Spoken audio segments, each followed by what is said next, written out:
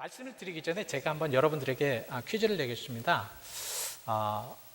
옛날 어르신들이 이제 자꾸 잊어버려요. 무엇인가 자꾸 잊어버려요.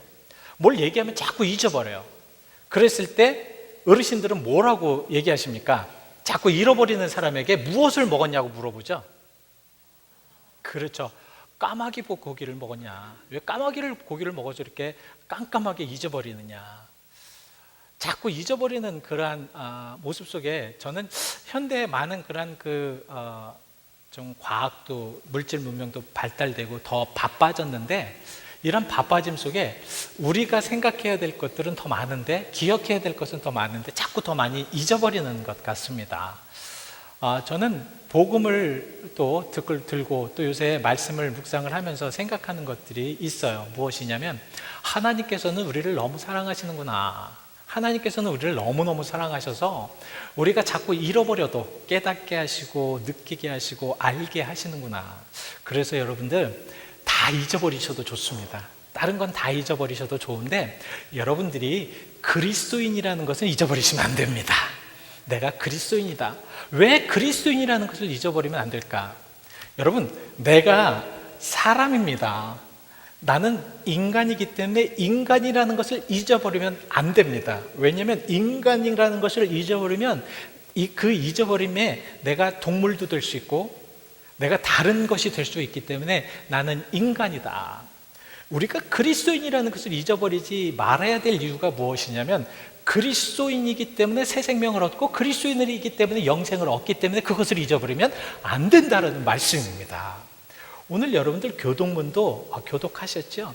우리가 정말 예수 그리스도의 살과 피를 먹음으로 인하여서 새 생명을 얻고 영원한 삶을 얻을 수 있는 것, 그래서 우리 그리스도인들은 절대로 잊어버리면 안 됩니다. 근데 너무 잘 잃어버려요. 참 까마귀 고기를 배나 드시는 것 같이 더 잘 잊어버리세요. 그래서 말씀을 이렇게 전해드려도 저 문 밖을 나가자마자 잊어버리는 경우가 많이 있습니다. 근데 그렇게 잊어버리더라도 하나님의 그 사랑과 하나님의 역사심은 함께 하시는 이유가, 하나님은 그래서 제가 성경을 쫙 읽어보니까, 물론 이제 그런 의문은 아니지만, 하나님께서는 참 많은 그런 이스라엘 백성들을 위하여서 정말 내가 머물 곳을 너희가 그러니까 만들어라 라고 그렇게 말씀을 하십니다. 그게 뭔지 아십니까? 출애굽기 25장 8절에 그 말씀이 나옵니다. 자, 저기에 이제 답이 있습니다. 내가 머무를 무엇을 만들라? 성막을 만들어라. 내가 머물 수 있는 성막. 하나님께서는요, 성막 안에서 정말 그 예배 드리는 자들, 하나님께 온전하게 드리려고 하는 자들, 제사하는 자들의 그 모든 것들을 받아주시기 위하여서 정말 성막을 만들어서 그곳에 거하시면서 그들과 함께 하시기를 원하셨다라는 말씀입니다. 그래서 구약 성경에 보면 참 이 제사라는 것을 굉장히 중요하게 여겨요. 왜냐하면 그 제사를 통해서 자기가 잘못했던 것, 하나님과 멀어졌던 것, 하나님과 조금 서운해졌던 이런 모든 것들을 다시 회복시켜가지고 하나님 앞에 예배할 때 하나님께서 주시는 그 놀라운 은혜를 체험하게 하시기 위함입니다. 그래서 지금도 하나님께서는 이 예배를 통하여서, 이 예배당의 예배를 통하여서 여러분들과 함께 하시기를 원하고 계시다라는 말씀입니다. 그래서 여러분들이 어떤 상황이나 어떤 여건 속에 있어도 하나님은 계속해서 여러분들이 함께 하시는 예배, 여러분들이 하나님 앞에 드려지는 찬양, 여러분들이 하나님께 드려지는 기도, 여러분들이 하나님께 말씀을 통하여서 그렇게 하나님을 향한 그런 열정, 이런 것들, 모든 것들을 받아주시면서 함께 좋은 그러한 관계로 기억하기를 원하고 계시다라는 말씀입니다. 그래서 하나님은 항상 우리 그리스도인들에게 그 은혜를 통하여서 기억하고, 은혜를 통하여서 하나님의 살아계심을, 또 은혜를 통하여서 하나님의 역사하심을 자꾸 알 수 있도록 만들어 주신다는 말씀입니다. 신학적인 용어로 그거를 우리는 은혜의 방편, Means of Grace라는 그런 은혜의 방편이라고 얘기합니다. 그래서 하나님께서는 우리가 예배 드렸을 때, 우리가 무엇던 상황을 했을 때, 우리가 하나님 앞에 제사했을 때, 예배할 때 그 예배를 통하여서 어떤 방편을 통하여서 은혜를 내려주시기를 원하시고 계시다라는 것입니다. 우리 교회들은 그래서 그 은혜의 방편을 크게 세 가지로 말씀을 하고 있습니다. 이제 다른 캐톨릭은 한 5가지로 얘기하는데 우리는 크게 세 가지로 얘기하고 있는데, 그 첫 번째 은혜를 받을 수 있는 방편이 무엇이냐면, 하나님의 말씀을 선포할 때, 말씀을 받을 때에 우리는 은혜를 체험할 수 있다라고 이야기를 하고 있습니다. 그래서 우리는 항상 예배 안에는 항상 무엇이 있냐면 말씀이 있습니다. 이 말씀이 없는 예배는 예배가 아닐 정도로 이 말씀은 그곳에 굉장히 중요합니다. 왜냐하면 하나님께서는 그 말씀을 통해서 은혜를 내려주시기를 원하고 계시기 때문입니다. 오늘 여러분들에게도 이 말씀을 통해서 은혜 되시기를 바랍니다. 오늘 여러분들의 마음속에 하나님의 말씀을 통해서 정말 은혜 되셔야 됩니다.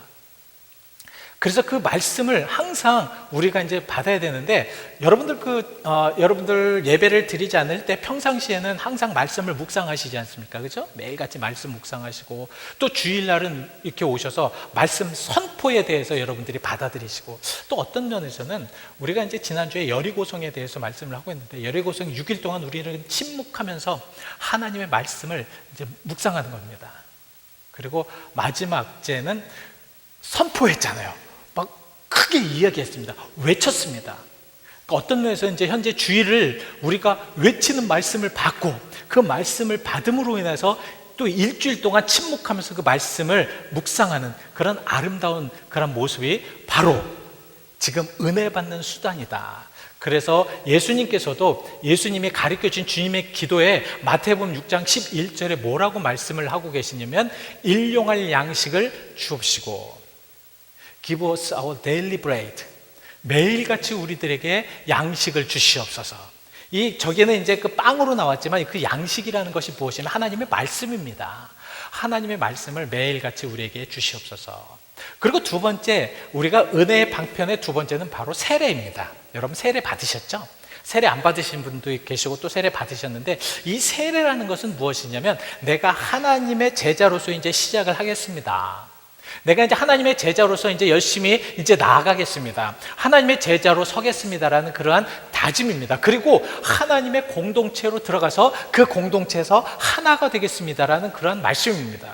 그래서 고린도전서 12장 13절에는 무엇이라고 말씀을 하고 있냐면, 유대인이나 헬라인이나 종이나 자유인이나 다 성령으로 세례를 받아서 무엇이 되었다고 말씀을 하고 있죠? 한 몸이 되었다. 하나가 되었다는 이 세례를 통해서 하나님은 우리가 하나가 됨으로 인해서 은혜를 주신다라는 말씀입니다. 자, 세 번째는 우리가 정말 은혜를 받을 수 있는, 하나님께서 은혜를 주신 방편이 무엇이냐면 바로 오늘 우리가 거행할 성찬입니다. 이 성찬은 참 그래서 중요해요. 그래서 이 성찬을 뭐라고 이제 영어로는 참 여러 가지 의미를 가지고 있어요. 우리는 성만찬, 성찬 이렇게 이야기하지만 영어로는 Lord Supper, 그래서 그 정말 주님의 만찬 이렇게 이야기하고요. 또 하나는 또 하나님을 감사하고 하나님께 영광 돌리는, 그리고 유크리스트, 정말 하나님 앞에 온전한 감사를 통해서 하나님께 정말 감사하는 그런 모습으로 성찬하는 그런 모습을 이야기하고 있고요. 정말 하나님의 주님께서 만들어주신, 베풀어 주신 성찬이나 하나님께 감사하는 그런 모든 것을 합쳐서 우리는 홀리 커뮤니언, 그러니까 정말 모두가 하나의 공동체로 하나가 된다는 의미에서 이 성찬을 합니다. 그래서 여러분들 그렇잖아요. 포도주나 아니면 빵이나 이런 것들이 미리 다 모여져가지고 하나가 된 것처럼 우리도 하나입니다.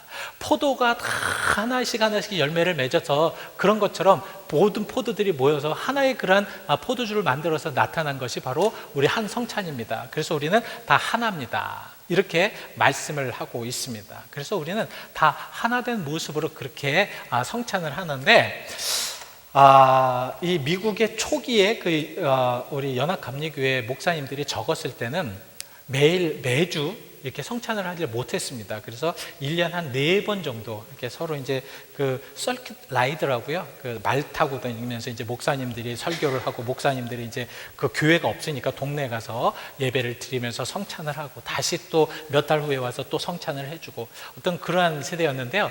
지금은 약 한 97%의 그 연합감리교회가 적어도 한 달에 한 번 이상은 이렇게 성찬을 베풉니다. 그래서 우리도 매달 첫 번째 첫 번째 주에 그 달마다 이렇게 성찬을 베풀고 있습니다.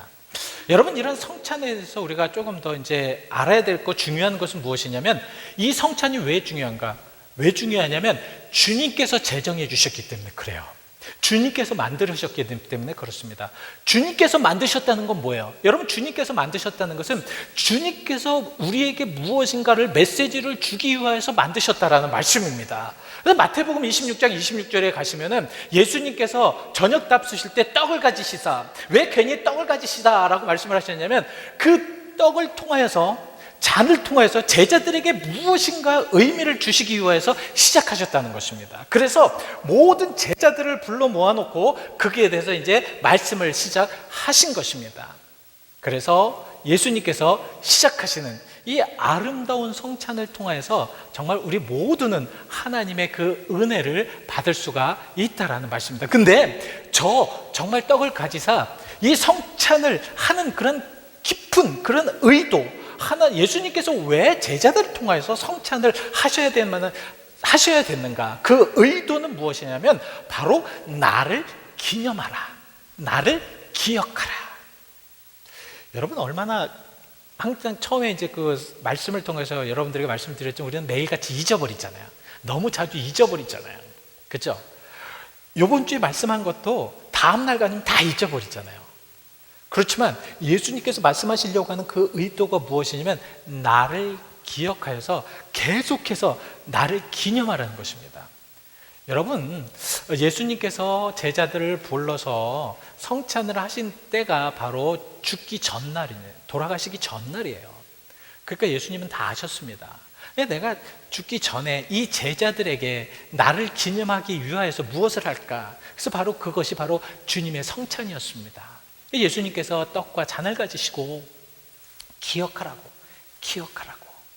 그래서 그 성찬은 계속해서 기억되면서 예수님을 기억하고 기념해야 된다라는 말씀입니다. 그래서 오늘 본문에 23절에 바울도 뭐라고 말씀을 하고 계시냐면 주께서 주신 이 성찬을 너희에게 같이 전한다라는 말씀입니다. 그래서 우리는 주님께서 주신 그 아름다운 그러한 성찬이 계속해서 이어져야 된다는 거죠. 계속 이어져야 된다. 오늘 여러분들이 성찬을 통해서 주님을 만나면서 기억하시는 귀한 시간 되셔야 됩니다. 하나님을 만나면서 정말 주님이 주셨던 그 심정, 주님이 정말 돌아가시기 전까지 그 제자들에게 정말 하시고 싶으셨던 그 마음, 그런 마음을 가지고 한번 성찬에 임해 보신다면 여러분들은 분명히 마음의 감동과 감화가 있습니다. 그것이 체험되어야 될 줄 믿습니다. 오늘 한번 그 믿음을 가지고 여러분들이 준비하시기를 바랍니다. 그런데 이 성찬의 의미에 대해서 우리가 조금 더 깊이 가야 되는데, 이 성찬, 예수님께서 잡히실 때, 그러니까 잡히시기 전날에 이렇게 성찬을 베푸셨는데, 이 성찬을 베푸신 때가 바로 구약시대의 그 절기하고 연결이 되는 그런 절기가 있습니다. 어떤 절기입니까? 뭐라고 말씀은 하셨는데 맞는 말씀이에요. 맞는 말씀인데 유월절이라는 절기입니다. 여러분, 유월절이 뭡니까? 유월절이 뭐예요? 유월절은 바로 이스라엘 백성들이 애굽으로부터 해방되는 것을 기념하면서 기뻐하는 그 축제의 날입니다. 모세와 아론이 이스라엘 백성들을 해방시키기 위해서 애굽의 바로왕에게 찾아갑니다. 근데 마음이 강팍한 바로왕 그들을 내어주지 않습니다. 그래서 첫 번째부터 9가지 재앙을 통해서 계속해서 하지만 해주질 않아요. 그래서 마지막 재앙이 무엇일까요? 마지막 재앙이 바로 첫 번째 난 자녀들이나, 그러니까 마지들, 그리고 첫 번째 태어난 그 짐승들, 이런 짐승들을 다 죽이는 재앙이었습니다. 이게 마지막 재앙이었어요. 근데 하나님께서는 그 모든 재앙들을 모든 사람에게 적응하는 것이 아니라 살 수 있는 방도를 또 알려줬습니다. 그 살 수 있는 방도가 무엇이었습니까? 살 수 있는 방도가 바로 양을 잡아서, 그 양을 정말 잡아서 그 피를 가지고 문설주에 바릅니다. 이 하나님의 방법이었어요. 문설주에 바르면 죽음의 신이, 사탄이 또한 그 하나님이 부르신 그런 신들이 딱 와가지고 그 죽음을 면하게 해주는, 그래서 이 유월절을 패스오버라고 합니다. 지나갔다. 죽음이 지나갔다. 그래서 이 죽음이 지나간 이러한 것들을 지키라고 하신 것이 바로 유월절입니다. 그래서 오늘 여러분들 오늘 출애굽기 저 언제 말씀을 통하여서 12장 27절 말씀을 통하여서 무엇이냐면, 자, 유월절 제사라는 것이 무엇이냐면 재앙을 내리실 때에 애굽에 있는 이스라엘 자손의 집을 넘어가셨다라는 그런 의미로서 말씀을 하신 것입니다. 그래서 하나님께서는 이스라엘 백성들이 이제 애굽으로 출애굽을 하잖아요. 애굽으로 나와서 홍해를 건넙니다. 그리고 마라라는 곳을 와요. 근데 자꾸 잊어버려요. 하나님이 홍해를 건너게 하신 것도 잊어버립니다. 마라라는 곳에 와서 막 불평과 불만을 하면서 왜 우리를 이곳에 또 잊어버려요. 그래서 하나님께서는 시내산이라는 곳에 오셔가지고 이렇게 이야기를 합니다. 야, 안 되겠다. 너희들이 유월절 규례를 지켜라. 그 유월절 규례를 지켜라 하시는 말씀 전에 뭐라고 말씀하시겠냐면, 출애굽기 12장 13절 말씀에 내가 너희들에게 이러한 것을 행하지 않았느냐, 재앙을 너희에게 내려서 멸하지 아니하지 않았느냐, 이것을 좀 기억하라는 것입니다. 이것을 너희가 기억해야 된다는 거죠. 이것이 유월절입니다. 그래서 12장 14절 말씀에 너희들이 유월절을 기억해서 영원히 그 규례를 지켜라, 이렇게 말씀을 하고 있는 거거든요. 그래서 그 유월절은 계속해서 지켜야 되는데, 자, 그 유월절에 무엇이 희생돼야 된다고 말씀을 드렸죠? 어떤 것이 희생이 돼야 된다고? 어린 양, 흠없는 어린 양, 어린 양을 잡아가지고 그 살을 찢어서 잘라서 그 피를 받아서 그 피를 그 문설주에 바르는 그러한 예식, 이것이 유월절입니다. 바로 예수 그리스도가 유월절의 어린 양이라는 말씀입니다. 이것은 바로 세례 요한이 예수님을 보면서 요한복음 1장 29절에 자, 예수님께서 다 가시는 모습을 보면서 세례 요한이 영안으로 그분을 보셨습니다. 그러면서 뭐라고 표현을 하냐면, 세상 죄를 지고 가는 하나님의 어린 양을 보라. 예수님을 바라면서 하나님의 어린 양, 이런 어린 양을 통해서 정말 우리는 예수님의 찢기심과 좀 살 수 있는 그런 모습들, 여러분 믿으십니까? 우리가 정말 죽을 수밖에 없는 그러한 상황, 우리는 죄로 인하여서 죽을 수밖에 없는 운명, 이러한 운명에서 예수 그리스도로 말미암아 살게 만드셨다라는 그러한 축제의 모습이 바로 여러분이 성찬이 되셔야 된다는 말씀입니다. 그래서 주님의 살과 피를 마시면, 또 먹고 마시면 그 마음에 생동력이 일어날 수밖에 없어요. 구약 성경에는요, 이 빵과 포도주, 이 떡과 이 포도주를 이렇게 좀 이렇게 생동력 있는 이런 모습으로 표현을 해놨는데요. 여러분 요새 이제 사무엘 하를 읽으셨는지 모르겠습니다. 사무엘 하 16장에 보시면 이제 다윗이 아들 압살롬의 반역을 해서 이제 도망가잖아요. 그죠? 도망가서 참 어려움 속에서 아들이 이제 도망가는데, 그때에 이제 시바라는 그 사울의 종이었던 시바라는 사람이 이 다윗에게 와서 정말 짐승들과 또 빵들과 많은 과일들과 포도주를 갖다 줍니다. 그랬을 때 다윗이 물어봐요. 네가 왜 우리에게 이것을 주느냐? 그랬을 때 시바가 바로 다윗에게 이런 얘기를 합니다. 이 빵과 이 과일들은 젊은 사람들에게 주십시오. 기력을 회복하라는 말씀이죠. 그리고 이 포도주는 참 힘들고 어려웠던, 정말 광야 생활하는 그런 고통 속에 있는 사람들에게 기력을 회복할 수 있도록 주십시오.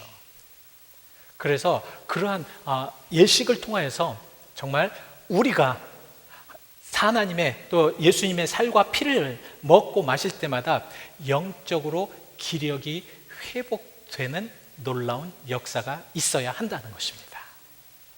여러분, 옛날에는 그 약들이나 아니면은 뭐 먹을 것들이, 이런 것들이 충분치 않아서 피곤하고 어려울 때는 이런 포도주를 통해서 생기를 좀 했지만, 요새는 그것이 아니어도 되죠.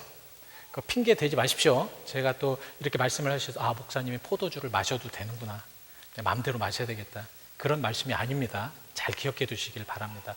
그래서 기념하여서 우리가 은혜를 통해서 하나님 앞에 영광을 돌려야 되는데요. 자,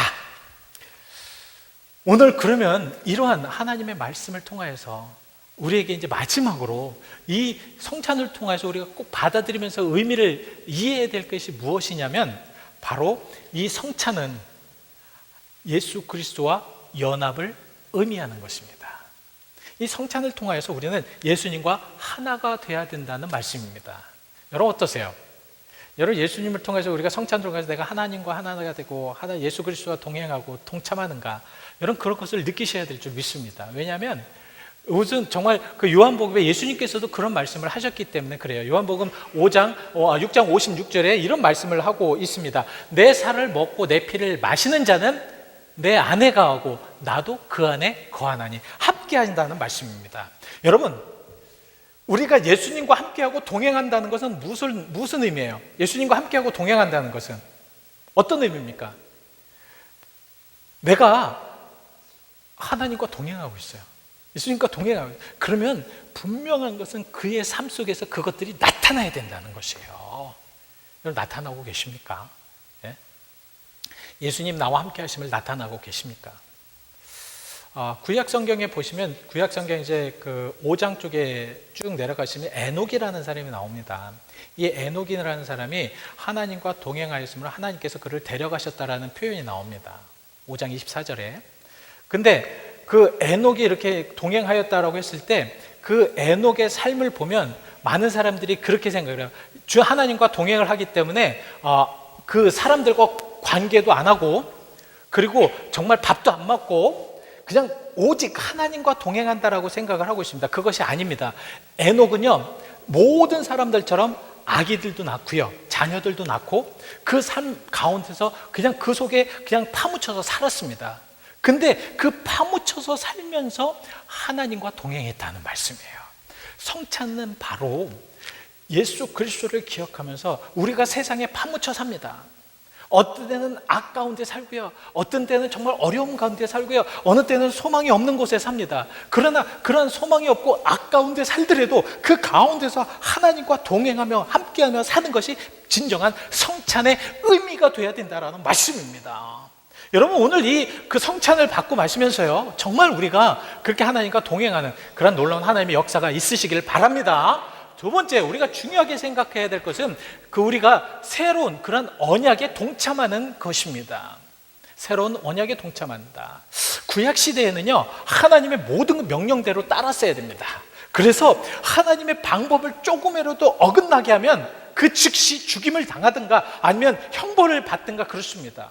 예배를 드릴 때도요 구약 성경 예배는 어느 정도의 예배였냐면 조금이라도 죄가 있고 조금이라도 잘못하고 세상에서 조금이라도 잘못한 그런 형편에서 예배를 드리게 되면 그 대제사장은 그 자리에서 즉시 죽임을 당할 수밖에 없었습니다. 이만큼 아주 굉장히 힘들고 어려운 그러한 예배였는데, 예수 그리스도를 통하여서 이제는 예수의 보혈로 우리가 정말 용서함을 받고 또 깨끗함을 받을 수가 있다라는 말씀입니다. 그래서 오늘 바울의 본문 25절에는 뭐라고 말씀을 하고 있냐면, 자, 너희는 그래서 새로운 새 언약을 내가 너희에게 맺어준다. 새로운 새 언약을 맺어준다. 이 새로운 나의 피로 새로운 새 언약이라는 것이 무엇이냐면, 그동안 그래서 자기의 잘못을 위하여서 성전에 와가지고 양을 잡고 또 소를 잡고 또 비둘기를 잡고 여러 가지 그러한 제사를 통하여서 하나님께 드렸는데, 이제 그렇게 할 필요 없이 새로운 새 언약은 무엇이냐면 예수 그리스도의 보혈을 믿는 이들은 무조건 구원을 얻는 새 언약으로 이렇게 세우셨다라는 말씀입니다. 그래서 우리가 이제 성찬을 통하여서 이 새 언약을 통하여 하나님의 보혈을 마실 때 내가 진정으로 구원받은 자로서의 확신을 얻게 한다는 거죠. 그래서 이런 말씀의 주말에는, 그래서 요엘서의 말씀처럼 하나님의 영을 모두에게 부어주어서 그것을 깨닫게 하신다라는 말씀입니다. 그래서 요엘서 2장 28절 말씀에는 만민에게 하나님의 영을 부어주셔서 모두에게 하나님께서 은혜를 받게 하셔서 그 은혜를 통하여서 하나님을 깨닫게 하신다.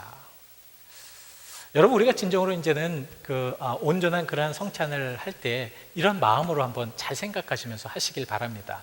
자, 다시 한번 여러분들에게 말씀을 드리죠. 우리가 은혜 받는 방편, 참 중요한 게 맞습니다. 자, 말씀이라고 하였습니다. 또 세례라고 했죠. 또 우리가 은혜를 받는 방편은 뭐라고요? 성찬입니다. 성찬을 통해서 우리가 은혜를 잘 받아야 됩니다. 그 성찬은 하나님께서 예수님께서 제정해 주셨고, 이 성찬의 상징하는 그러한 것들을 통해서 우리가 은혜를 대해야 되는데, 그 하나님의 살과 피를 받는 이들은 그래서 새로운 회복을 얻고 새로운 생동력을 얻고 세상에 나가서 정말 그리스도인답게 힘차게 살아가는 것이 중요하겠다. 1966년도에 그 미군이 이제 그 비행기를 타고 이렇게 그 공습을 하다가 실패를 합니다. 그래서 많은 사람들이 이제 포로로 잡히게 됩니다. 포로로 잡힌 사람들이 이제 감옥소에 다 갇히게 되는데, 그들은 이제 모수부호라는 것을 따닥따닥 따다닥따닥 이런 그 부호를 가지고 서로가 이제 나는 누구입니다, 나는 어떤 부대에서 어떻게 왔습니다, 이렇게 이제 하다가 시간이 되면서 이제 자기가 알고 있는 성경 구절을 이렇게 모수부호로 서로 이제 나눕니다. 참 그러면서 저 사람은 이런 은혜 받았습니다, 나는 이렇게 은혜를 받고, 나는 이 성경 말씀 이렇게 은혜를 받았습니다. 서로가 막 이제 그렇게 하고 있습니다. 근데 1971년에 이제 그 베트남 정부에서 이제 허가를 해줬던 것이 무엇이었냐면, 일주일에 한 번씩 성경 필사를 해도 좋다. 세 사람이 나와서 1시간만 성경 필사를 해도 좋다.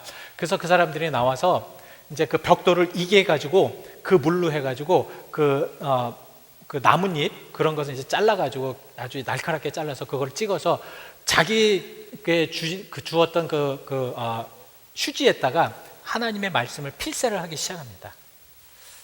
얼마나 여러분 간절했길래, 이거 실제 있었던 일이라고 합니다. 얼마나 간절했길래 그 자기가 쓰는 휴지에 그 하나님의 말씀을 필사를 할 수 있을까요? 필사를 해서 정말 산상수훈을 다 필사하고 넘어서 이제 필사를 합니다. 그 해 1971년 그 해 이제 부활주일날 짐 커트너라는 그러한 그 대위가 이제 모든 그런 사람들을 모여서 성찬식을 거행합니다. 자기들에게 주어졌던 그 빵을 남겨서 하나둘씩 남겨가지고, 그래서 이제 빵을, 그 부스러기 빵이겠죠, 먹다 남은 빵이니까 그 빵을 앞에다 놓고, 포도주가 없으니까 미소숙을 옆에다 놓고 컵에다 담아놓고, 이 대위가 이렇게 타면 이렇게 얘기합니다. 이것은 당신들 위하여서 찢기신 하나님의 몸, 예수 그리스도의 몸입니다. 물론 이제 미소숲이었지만 미소숲을 딱 들고, 이것은 당신들 위하여 흘리신 예수 그리스도의 보혈의 피입니다. 이 보혈의 피입니다라는 그런 이야기했을 때 많은 병사들이 자기의 고막이 터져가지고 피가 줄줄줄 흐르는 그러한 병사들, 손톱이 빠져가지고 그 손톱 가운데에서 피가 흐르는 병사들, 상처가 돼서 그 붕대를 감았는데 그 붕대 사이에서 피가 스며든 그런 병사들이 자신의 그런 모습들을 보면서 바로 예수님께서 나를 위해서 이렇게 고난을 받으셨구나라는 그런 마음에 지응하게 그렇게 은혜를 받게 됩니다. 근데 어떤 병사가 그 조용하게, 얼마나 침묵이 흐르면서 얼마나 간절했겠습니까? 여러분, 그 모인 모든 병사들이 정말 그 예수 그리스도 생각하면서 얼마나 간절했겠냐고요.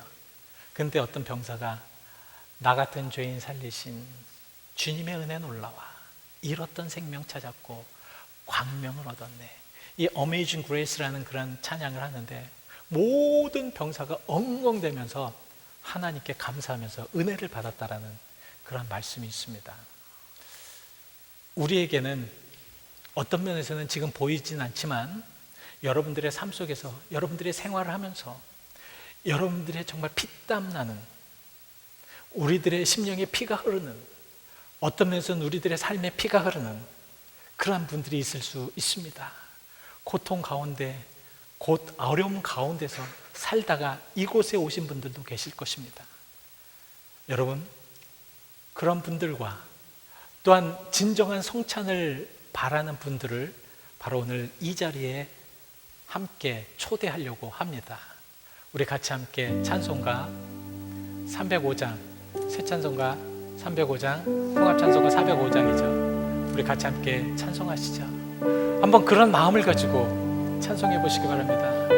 내가 정말 성찬을 받을 수 없는 상황인데, 내 마음은 다 찢기고 아프고 괴로운 그런 상황인데, 그래도 예수님이 나를 위해서 십자가의 보혈을 내어주셨다라는 그런 믿음을 가지고 같이 함께 찬송하기를 원합니다. 나 같은 죄인 살리신